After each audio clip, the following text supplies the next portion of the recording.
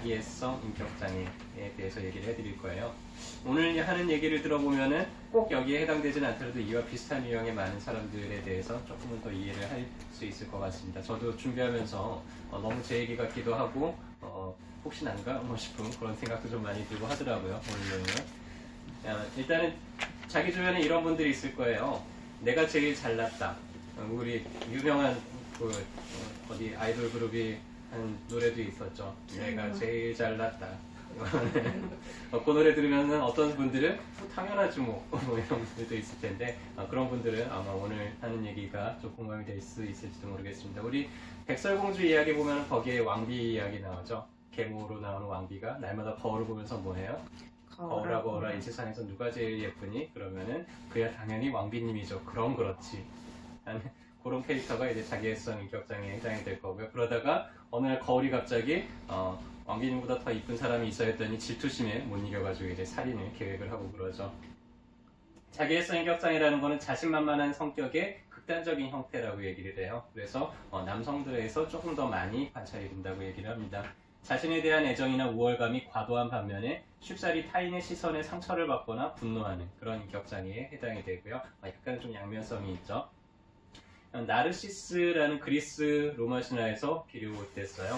나르시스 이야기 아시나요? 거울에 어느 날 물에 비친 자기 모습이 너무나 아름다워서 자기 모습만 계속 몇 날 며칠이고 이렇게 바라보다가 그 자리에서 그대로 수선화로 변했다는 그런 이야기인데요. 실제로는 이제 자기 자신을 진정한 자기 자신을 사랑한다기보다는 물에 비친 자기의 이미지를 사랑을 한 거죠. 이 자기애성 성격장애를 가진 분들은요. 자기 자신에 대한 사랑이라기보다는 자기 스스로를 사랑한다기보다는 내가 그리는 어떤 완벽한 이상형의 모습 그 모습을 사랑을 해요. 그래서 자기 자신에 대한 어떤 하나의 완벽한 이미지, 연극적인 그런 삶을 살아가고 있는 사람들입니다. 이 사람들의 특징이 자기가 제일 잘났어요. 그래서 한약에서는 이제 사상학에서 이걸 긍심 탐심이라고 얘기를 하는데요.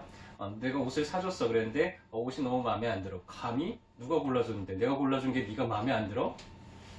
이런 태도를 가지고 있죠. 별다른 준비도 없이 그냥 계속 오디션에 이렇게 참가 신청을 해요. 자기는 당연히 될 거라고 생각을 해요. 근데 심사위원들이 이게 눈이 심사위원들이 사람 볼 줄을 몰라가지고 나를 안 뽑네. 아유 내가 한번 뽑히기만 해봐 그냥 대박이 날 텐데 이런 생각을 너무나 당연하다는 듯이 이제 하고 있는 사람들이죠. 할머니에게 이제 애를 맡겨놓고 출근을 하면서도 이런 식으로 이제 생각을 하는 거죠. 할머니가 나의 애를 보면은 즐겁잖아. 내가 효도하는 거 아니야? 이제 이런 자기중심적인 사고가 이런 자기애성 인격장애에 상당히 좀 특징적이고요. B군에 속합니다. 이 사람들의 겉모습은 상당한 우월감을 나타내는데 실은 이 사람들의 속은 전혀 다른 속을 가지고 있어요. 상당한 열등감을 가지고 있어요. 아주 자존감이 낮아져 있고요. 어린 시절을 보면은 어린 시절에 좀 많이 무시를 당하거나 아니면은 좀 학대를 당하거나 좀 외면을 당하거나 외로운 생활을 하거나 이런 경우들이 많습니다. 그래서 자기 자신에 대해서 만족스럽지가 않아요. 그래서 무언가 이제 그런 것들을 극복하는 과정에서 이제 생겨나는 그런 특징들이고요. 우리나라에서 가장 열등감이 심한 사람들이 어디가 있는지 아시나요? 우리 농담으로 이런 얘기를 하기도 하는데요. 우리나라에서 열등감이 가장 심한 사람들은 서울대 박사과정에 가 있다고 그렇게 얘기를 해요. 자, 아들러는 이제 열등감이 상당한 에너지라고 얘기를 하기도 했는데요. 이 열등감을 극복하고자 얼마나 많이 노력을 했겠어요. 그 사람들이. 그래서 만약에 그 사람들 옆에 가가지고는 에이 못나나 라고 하면은 그 사람들은 뭐라고 얘기할까요? 발끈하겠죠. 네가 감히? 그러면서 그래서 그런 거를 좀 상상을 하시면 될 것 같고요. 상당히 좀 이기적이고 질투심이 많고 그 다음에 그러다 보니까 정말 진정한 자기 자신을 잘 사랑하지 못하기 때문에 좀 공허감을 많이 느낀다고 해요. 뭔가 일이 생기거나 문제가 생겼을 때 자기한테 뭔가 탓이 되지 않고요. 다 남들이 문제예요. 그래서 네가 이렇기 때문에 내가 이럴 수밖에 없어. 네 잘못 때문에 내가 이렇게 행동하는 거야. 네가 똑바로 해야지. 라는 이런 투사나 자기 합리를 상당히 많이 하고요. 머리가 상당히 많이 발달이 돼 있어 똑똑한 사람들이 많습니다. 상당히 좀 스마트해 보이기도 하고요. 근데 이 감정 수준은 상당히 좀 머리가 발달해 있다 보니까 상대적으로 이런 감정 수준이 많이 떨어져 있어요. 그래서 상당히 좀 질투하거나 이기려고 하거나 뭔가 좀 자기가 돋보이고 싶어 하거나 이런 것들이 상당히 많습니다. 그래서 겉으로 나타나는 이런 속마음 때문에 이제 겉으로는 어떤 식으로 나타나냐면 내가 제일 잘났어. 이게 이 사람들의 삶의 의미예요. 어떻게 하면 내가 더 잘나 보일 수 있을까?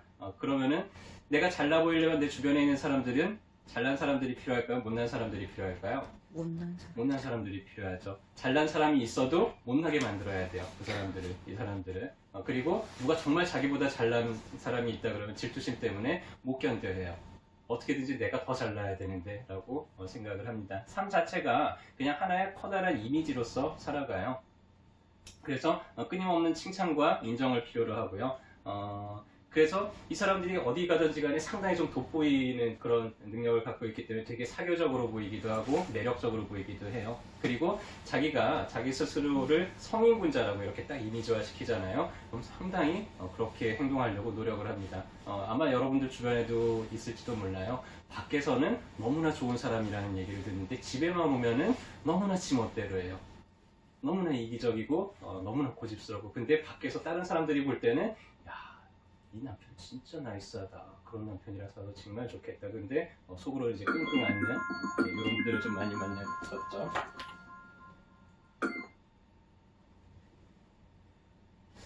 방송사고가 훨씬 나네요.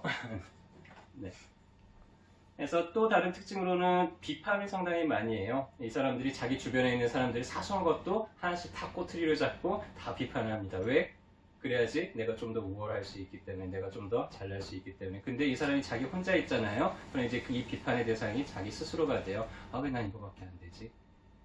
그래서 자기 스스로를 많이 비판을 하기 때문에 어떻게 보면 남들에 대한 비판도 자연스럽게 좀 될 거예요. 자기애적 경로도 나타나는데요. 만약에 타인들이 나를 뭘 잘못했다고 지적을 한다든지 내가 뭔가 이상하다고 지적을 하게 된다 그러면 그런 거를 잘 받아들이지를 못하게 됩니다. 그래서 아주 발끈하면서 그러는 너는 뭐가? 너는 뭐 하면서 이렇게 아주 자기애적인 그런 경로를 나타내게 되고요. 그래서 이중잣대가 상당히 많아요. 남들이 하는 건 다 문제지만 내가 하는 거는 난 특별하니까 난 괜찮아, 뭐 그럴 수도 있는 거 아니야? 근데 남들이 하는 거는 전부 다 이제 문제를 삼게 되죠. 공감 능력이 상당히 떨어져 있어요. 쉽게 실증을 내고 참을성이 부족하고, 그래서 뭐가 잘 진도가 안 나간다든지 빨리빨리 처리가 안 되는 걸 참아내지는 못하고요. 같은 거를 계속 반복하거나 이런 것들을 잘 못합니다. 그러다 보니까는 마음속에 자기 스스로에 대한 사랑이 많이 부족하기 때문에 많이 공허하죠. 남들로부터 인정을 받아야지 자기가 존재감이 있다고 여겨지고요. 그러다 보니까는 누군가와 타인과하고 이렇게 깊게 연결이 되거나 가슴 깊이 무언가를 나누는 거, 이게 이 사람들한테 많이 어려워요. 그러다 보니까는 누군가가 자기 자신을 정말로 알아주지 못한다는 생각이 들기도 하고, 그러다 보니까 약물 중독이나 알코올 중독에 좀 빠지기가 쉬운 사람들이죠. 전체적으로 유병률이 한 1% 정도 된다 그래요. 정신과 환자의 한 2 내지 16% 정도를 차지한다고 그러고요. 상당히 많죠.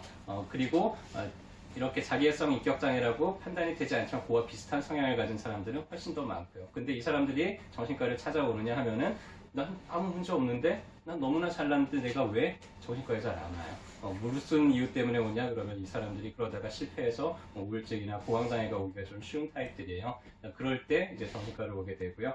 오히려 이 사람과 같이 살고 있는 주변에 있는 사람들이 화병이 생겨서 내지는 우울증이 생겨서 정신과에 더 많이 오게 되는데, 이렇게 면담을 하다가 이제 같이 살고 있는 남편도 좀 같이 와보라고 해보세요 하면서 그때 가서 이제 상담을 받게 되는 그런 경우들이 훨씬 많습니다. 이 사람들이랑 같이 연애를 했던 사람들은 너무나 나쁜 남자임에도 불구하고 자꾸 빠져드는 그런 악순환을 겪는다고 하는데요. 처음에는 이제 러브 범빙이라 그래요. 사랑의 폭탄을 막 쏴줘요. 내가 인정받고 누군가 저 사람으로부터 인정받아야 되고 칭찬받아야 되기 때문에 아주 사랑의 폭탄을, 관심을 엄청나게 쏟아줍니다. 그래서 초반에 이제 이런 사람들하고 자기애성 성격 장애를 가진 사람과 이제 연애를 하다 보면은 너무나 황홀해요. 이렇게까지 나만을 사랑을 해주고 나를 위해서 헌신하는 사람을 본 적이 없어요. 너무나 좋죠. 그러다가 이 사람이 이제 점점 마음이 식어요. 그러면서 상대를 깎아내리기 시작합니다. 야, 이 못나나, 너 이것도 모르니? 아유, 좀 제대로 좀 하지. 또 이게 문제야 너는. 하면서 점점 깎아내리기 시작을 하다가요, 다른 사랑을 찾아서 버리고 떠납니다. 실증을 쉽게 낸다 그랬죠. 자, 근데 거기 가서는 또 정착을 할까요? 정착을 못하죠. 그리고는 또 다시 돌아와요. 또 다시 돌아와서는 관심을 원하죠. 워낙에 너무나 뜨거웠던 그 순간이 있었기 때문에 그 맛을 잊지 못해서 다시 돌아오면은 이제 여자분들이 또 다시 받아줘요. 근데 오래 갈까요? 오래 못 가죠. 그리고 나서는 또 속을 이렇게 막 이렇게 엄청 상하게 만든 다음에 수범댕이를 만들고 또 떠나죠. 그리고 또 다시 찾아오고 그런 악순환을 반복을 한다고 합니다. 여러분들이 좋아하는 네, 나쁜 남자죠. 진단 기준이 여러 가지인데 최근에는 약간 좀 수정된 진단 기준이 나왔어요. 그래서 A와 B에 해당되고 나서 그런 것들이 삶에 대해서 좀 전반적으로 나타나는지를 살펴보게 되는데요. 일단 A는 다음에 설명하는 성격 기능에 유의미한 손상이 있는지, 첫 번째 자아 기능에 손상이 있는지, 대인 기능에 대한 손상이 있는지를 살펴보는데요. 자아 기능에서는 정체성과 자기주도성에 손상이 있는지를 봐요. 그래서 정체성이라는 거는 자기 스스로 어떤 나는 이런 사람이라는 자아 규정이라든지 아니면 자존감이 있는데 대부분의 사람들은 근데 이 사람들은요 이런 자아 규정이나 자존감이 타인에 의해서 형성이 돼요. 타인에 의해서 인정을 받거나 누군가로부터 이렇게 떠받들여질 때 그거를 유지를 할 수가 있습니다. 자기 주도성은 내가 무언가를 이제 하다 보면은 좀 이게 잘 될 때도 있고 잘 안 될 때도 있고 해서 자기주도적으로 하는 사람들은 그냥 끝까지 계속 해나가잖아요. 근데 이 사람들은 하다가 내가 누군가로부터 좀 돋보이거나 인정받지 못한다고 생각이 들 때는 그럼 그게 쉽게 이제 바뀔 수가 있고요. 어떤 목표 설정을 하는 게 내가 이걸 했을 때 타인들로부터 좀 돋보일 수 있는지 아니면 인정받을 수 있는지 이게 이 사람들한테는 제일 중요해요. 두 번째로 이제 대인 기능에 손상이 있느냐 해서 공감하는 능력이 상당히 많이 떨어져 있어요. 다른 사람들이 나는 말을 이렇게 했는데 다른 사람들이 왜 속상해하는지 잘 몰라요. 내가 이렇게 행동을 하는데 왜 저 사람이 저렇게까지 화를 내지? 이상한 사람 아니야? 잘 몰라요. 타인들의 기분이나 이런 것들을 잘 이해를 하지를 못합니다. 친교도 이 사람들이 쭉 이렇게 사람 사귀어오는 과정들을 보면요. 친구가 되게 쉽게 바뀌어요. 어떤 한 친구를 오랫동안 이렇게 깊게 사귀고 하는 거를 잘 못합니다. 왜냐면은 관계가 상당히 피상적이고 그냥 내가 자존감을 좀 조절하는 걸 목적으로 하게 되고요. 타인들이 실제로 뭘 좋아하는지 다른 사람들이 뭐에 관심이 있는지 어떻게 행동하는지에 대해서 별로 관심이 없어요. 그냥 내가 저 사람하고 함께 했을 때 어떤 이득을 취할 수 있고 내가 저 사람하고 같이 있을 때 더 돋보일 수 있는지가 더 중요하기 때문에 쉽게 이제 바뀌게 되죠. 자, B에서 다음 영역에서 병적인 특징이 성격 특징이 있는지 해서 첫 번째가 비현실적인 우월감이에요. 특권의식, 자기중심적인 사고, 생색. 그래서 나는 이렇게 대단한 사람인데 니네가 나를 못 알아봐? 나를 대접을 안 해줘? 우리 뉴스에 가끔 나오죠. 갑질하는 누구 뭐 이런 얘기들 뉴스 나오고 하죠. 나는 너희들이랑 차원이 달라. 너희들이랑 내가 같이 어울릴 레벨이 아니야. 뭐 이런 생각을 가지고 있는 그런 경우에 해당이 되고요. 두 번째로 이제 현시입니다. 타인의 시선을 끌고 중심이 되고자 지나치게 노력을 하고 존경을 추구를 해요. 주변에서 아마 누군가 이제 떠오르는 분들이 있으실 거예요. 그래서 C는 이런 것들이 A와 B가 시간이나 상황과 무관하게 일관적으로 항상 일관되게 나타나고요. D는 사회문화적으로 우리가 이런 사람도 어느 정도 있을 수 있잖아요. 근데 좀 표준적이라고 하는 그 도를 지나치는 그런 경우에 해당이 되고요. 그래서 이런 원인이 물질이나 질병으로 인한 것이 아닐 때 우리가 자기애성 성격장애라고 진단을 하게 됩니다. 혹시 달리 아시나요? 살바도르 달리. 스페인의 아주 유명한 화가죠. 그래서 시계가 이렇게 쭉 늘어져 있고 이런 그림들로 유명한데요. 이 사람이 이제 자기애성 인격장애 가장 전형적인 예예요. 이 사람이 태어났을 때 형이 하나 있었다 그래요. 근데 형이 이 사람이 임신되는 중간에 죽었어요. 사고로. 근데 이 부모님이 그 사실을 잘 받아들이지를 못했어요. 큰아이가 죽자마자 임신이 됐잖아요. 그래서 얘가 지금 환생을 하려고 하나 보다라고 부모님이 이제 생각을 한 거예요. 그래서 죽은 아이의 장난감이나 옷이나 사진이나 아무것도 버리지 않고 그냥 그대로 놔두고 아이가 태어나니까 죽은 형처럼 대했어요. 그 장난감 주고 했는데 막상 태어난 이 아이는 어땠겠어요? 내가 아닌 다른 사람으로 자기를 대하는 부모님을 보면서 그러면서 나중에 이렇게 얘기하죠. 나는 나 자신을 증명하고 싶었다. 나는 죽은 형이 아니고 살아있는 나이다 해서 자기에 대한 어떤 인정을 되게 많이 갈망을 하면서 그런 에너지가 이런 창작 활동으로 이제 분출이 됐다 그래요. 나중에 보면 말년에 이제 추종자들이 신의 사도라고 이제 떠받들어 주니까 정말 신처럼 막 이렇게 요란한 옷을 입고 그러고 행세를 했고요. 신전하고 비슷한 그런 곳에 이제 거주를 했다고 그럽니다. 말년에 찍은 이분의 사진이에요. 카리스마가 대단하죠. 자기애성 성격장애를 관찰할 수 있는 영화가 한 편 있는데 바람과 함께 사라지다 혹시 보셨나요? 거기에 나오는 스칼렛이라고 하는 여주인공이 자기애성 성격장애 아주 전형을 보여주고 있고요. 이 바람과 함께 사라지다를 쓴 작가도 역시 스칼렛하고 똑같은 자기애사 인격장애를 가지고 있다고 합니다. 여러분이 잘 알고 있는 유명 인물들 중에도 있죠. 누구라고 얘기는 하지 않겠지만은 이분도 그렇고요. 네, 돌아가신 잡스 형님도 네, 그렇습니다. 스티브 잡스의 어린 시절을 보면은 과잉 활동과 혼자 놀기 이렇게 두 가지로 정의가 됐다 그래요. 새벽 4시면 일어나서 집안을 뛰어다니고 한시도 가만히 있지 않았고 호기심이 지나쳐서 응급실 신세를 자주 지고 뭐 이렇게 실험하다가 갑자기 펑 터져가지고는 이렇게 뭐 창고가 불이 나기도 하고 그런데 친구들하고 어울려 놀기보다 혼자 지내는 시간을 좋아했어요. 왜? 수준이 안 맞으니까. 13세 때는 아프리카 어린이 사진을 보고 충격에 빠졌어요. 세상에. 하나님이 있다면은 이렇게 굶어 죽는 사람이 없어야 되는 거 아니야? 하면서 목사님한테 가서 막 따져요. 내가 옳은데 당신 틀린 거 아니야? 라고 이제 13살 때 자기 생각 하나를 가지고는 이렇게 따지고 있죠. 대학교 1학년 때는 채식주의와 관련된 책 2권을 읽고 야 채식주의가 완벽하구나 라고 빠져들었어요. 책 2권에. 이게 이 세상에서 가장 훌륭한 방법이라고 이제 빠져든 거죠. 그래서 나는 채식을 하고 있기 때문에 샤워를 할 필요도 없어 깨끗하니까 이렇게 이제 생각을 했다 그러고요. 췌장암에 걸려가지고 이제 죽었다는 거는 다들 알고 있죠. 근데 수술을 끝까지 거부하고 그다음에 췌장암이 회복이 되려면 단백질 섭취를 좀 많이 해야 돼요. 근데 단백질 섭취를 끝까지 이제 거부하고 했다 그래요. 같이 일을 한 아이작슨의 얘기를 하면은 적에게는 놀라울 정도로 잔인하고 하지만은 자신의 괴팍함을 견뎌준 동료에게는 무한한 신뢰와 애정을 보냈다 해서 내 편 아니면은 다 적이에요.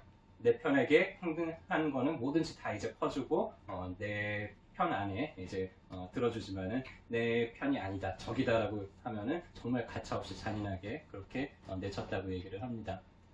그래서 음인과 양인 중에서 음인에 해당이 돼요. 음인이라는 거는 자기가 너무나 단단한 사람들이에요. 모든 판단의 기준이 자기 안에 있어요. 자기 생각이거나 자기 경험이거나 해서 자기애성 성격장애인 사람들은 타인의 감정을 잘 인식하지 못하고 타인들한테 별로 관심이 없습니다. 그래서 사상의학에서는 이제 소음인에 해당이 되고요. 소음인의 어떤 탐심이나 근심에 이제 해당이 되게 되는데 이런 한쪽으로 지나치게 치우쳐져 있는 성격을 조금 이렇게 고르게 균형을 잡도록 만들어주는 게 우리 한의학의 장점이죠. 그래서 조금 더 양성적인 에너지를 많이 불어넣어주고요. 조금 더 타인들한테 관심을 갖고 주변을 관찰하게 만들고 이런 연습들을 이제 꾸준히 해나가다 보면은 점점 이제 타인들하고 좀 더 잘 지낼 수 있고 본인 스스로의 건강도 좀 잘 유지를 할 수가 있죠. 여러분 주변에 이런 분 있나요? 지금 들어보니까는 누군가 지금 떠오르는 분 있으시죠? 혹시 내 얘기 같은데 싶은 분도 있을지도 몰라요. 저도 제 얘기 같더라고요. 그래서 만약에 이런 분들이 옆에 있다 그러면요 절대로 비난하거나 당신이 틀렸어 라고 하지 마세요. 왜냐하면 못 견뎌해요 그런 거를. 그리고 나를 비난하는 그 사람을 공격하려고 합니다. 그래서 애써 그렇게 적을 만들거나 이렇게 공격당하지 마시고요. 그냥 적당히 인정을 해주세요. 이 사람들을요 옆에서 잘한다 우쭈쭈쭈쭈 해주면은요 너무나 신이 나가지고는 너무나 활동적으로 다 해주려고 그럴 거예요. 나를 위해서 뭐든지 다 꺼내주려고 할 거고요. 그래서 적당히 그렇게 이용을 하는 게 좋습니다. 해서 그 사람이 만족스럽게 행동을 하시고요. 그 사람의 당연 안으로 그 사람 편으로 들어가세요. 그리고 나서 정말 그 사람을 고쳐주고 싶다 그러면은 충분히 그 사람으로부터 신뢰를 얻은 이후에 한마디씩 조언을 해주는 거예요. 절대로 서두르지 마세요. 그래서 이렇게 하는 게 마땅한 게 아니야 이렇게 하는 게 정답 아니야 라고 이야기해 주기보다는 그 사람을 바꾸기 위해서는 그렇게 했을 때 네가 좀 손해볼 것 같은데 내지는 야 네가 쟤보다 좀 잘하려면 이것도 이렇게 더 잘해야 되지 않겠어? 라고 적당한 질투심을 유발하거나 경쟁심을 유발하는 게 훨씬 더 효과적이고요. 두 번째로는 이제 매니저 역할을 해주세요. 이 사람들이요 에너지가 상당합니다. 뭔가를 끊임없이 뭔가 좀 돋보이고 싶어 하기 때문에 뭔가를 계속 뭔가를 하려고 그래요. 행동하는 에너지가 상당하거든요. 그래서 근데 뭔가 이제 남들한테 좀 돋보이지 않는 것들은 좀 소홀해요. 그래서 일은 잘 벌이는데 마무리가 잘 안 돼요. 내지는 그냥 겉으로는 화려하게 막 하는데 실속은 다 못 차려요. 그래서 이 사람의 매니저가 돼서 그런 좀 뒤에서 돋보이지 않는 그런 역할들을 같이 누군가가 해주게 되면은요 같이 성장을 해나가는데 상당히 좀 도움이 될 거고요. 모성 보호 본능으로 감싸주세요. 이 사람들은 마음속에는요 정말로 너무나 어린 아이가 살고 있습니다. 그래서 조금이라도 상처받거나 자기를 떠나려고 하는 것 같거나 혹은 자기를 무시하는 것 같거나 그러면 너무나 속상해해요. 그냥 아이고 어린애처럼 그냥 어린아이를 바라보듯이 한 마리의 강아지를 보듯이 그냥 그런 행동들을 좀 우쭈쭈 해주시면은 너무나 신이 나가지고는 계속해서 잘 하려고 하게 될 거예요. 만약에 내가 그런 것 같아서 나는 왜 이렇게 다른 사람들하고 잘 지내지를 못하지? 내지는 나는 왜 이렇게 열심히 사는데도 행복하지가 않지? 왜 이렇게 내 주변에는 다 못난 사람들만 있고 나만 혼자서 이렇게 애쓰는 것 같지? 라고 생각이 드시면은요. 자, 이런 분들은 이제 이렇게 나가시기를 바랍니다. 내가 알고 있는 것 외에도 좀 다른 세계가 존재한다는 것을 알고 타인들을 좀 잘 관찰해 보세요. 그러면서 다른 사람들한테 어떤 좋은 점을 발견할 수 있는지 이런 것들을 좀 눈여겨서 보다 보면은 여러분들 주변에 있는 좀 하찮다고 여겨졌던 그 사람한테도 상당히 놀라운 빛을 발견을 할 수가 있게 될 거예요. 그리고 좋은 매니저를 파트너 삼으세요. 해서 좀 심리적으로 안정이 돼 있고 정서적으로 안정이 돼 있는 그런 파트너를 구하게 되면은 내 기분이 좀 들쭉날쭉하더라도 그런 것들이 조금씩 더 가라앉고 좀 더 현실적인 에너지를 발휘하는 데 도움이 될 거고요. 스포츠를 하더라도 좀 협업하는 스포츠를 어릴 때부터 하는 게 좋습니다. 이 사람들이 남들과 같이 하는 스포츠를 잘 못해. 왜냐면 내가 돋보여야 되니까. 골도 꼭 내가 넣어야 되거든요, 축구를 하면. 그래서 운동을 하더라도 혼자 하는 운동이라면 둘이 하는 운동, 내가 꼭 이길 수 있는 운동, 뭐 이런 것들을 좋아합니다. 근데 우리가 농구나 축구 같은 걸 하면은 나를 희생해서 팀이 이기게 하기 위해서 좀 이렇게 희생하는 플레이를 하기도 하고 하잖아요.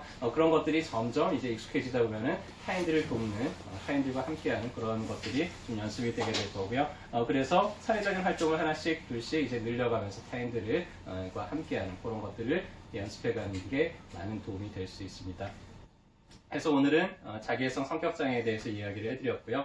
자, 우리는요, 모두가 서로 이렇게 연결이 되어 있다 그래요. 그래서 내가 너무나 돋보이고 싶어서 이 사람들이 자꾸 주변에 있는 사람들을 무시하거나 깎아내릴 거예요. 근데 그러면 내 주변에 있는 사람들이 행복할까요? 불행할까요? 불행해요. 불행하죠.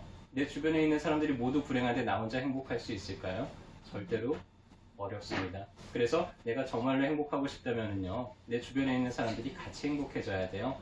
그래서 내 주변에 있는 사람들을 좀 행복하게 만들어주는 삶, 이런 삶도 좀 멋지지 않을까요? 네, 그래서 오늘 알려드릴 이런 내용들이 여러분들과 주변 분들과 함께 좀 건강하고 행복하게 사는 삶에 도움이 됐으면 좋겠습니다. 감사합니다.